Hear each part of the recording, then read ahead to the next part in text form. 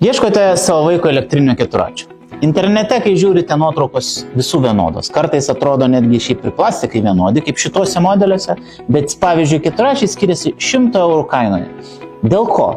Šiandien tai aptarkim. Taigi, kaip matote, plastikai yra visai vienodi, bet net apdirbimas plastikų šiek tiek gali įtakoti kainoje. Reiškia, jeigu jūs matote daugiau lipdukų, jie šiek tiek yra modernesni, galbūt išdažyta gražiau, tai jau atsiliepia kainoje. Toliau mes turime ratus, galime atkreipti šitie ratai, nors yra netgi išmatavimais rašo vienodi, nes taip kažkodėl tai žymi juos, bet jūs, jeigu atkreipsite dėmesį, yra aukštesni ir platesni, šitie yra premium klasės ratai.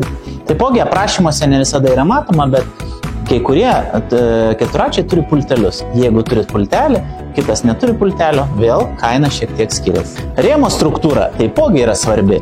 Abidvi rėmo struktūros, pavyzdžiui, šituose keturračiuose, jos pilnai funkcionuojantis. Viskas su jom yra tvarkoj. Naudosite tiek šitą, tiek šitą. Bet šitas amortizuoja šiek tiek daugiau.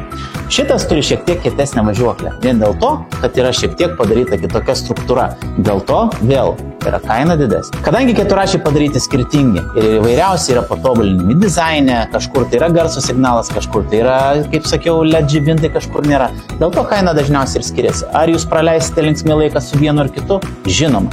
Tik tais jums pasirinkti, ar jūs norėsite vienokį ar kitokį.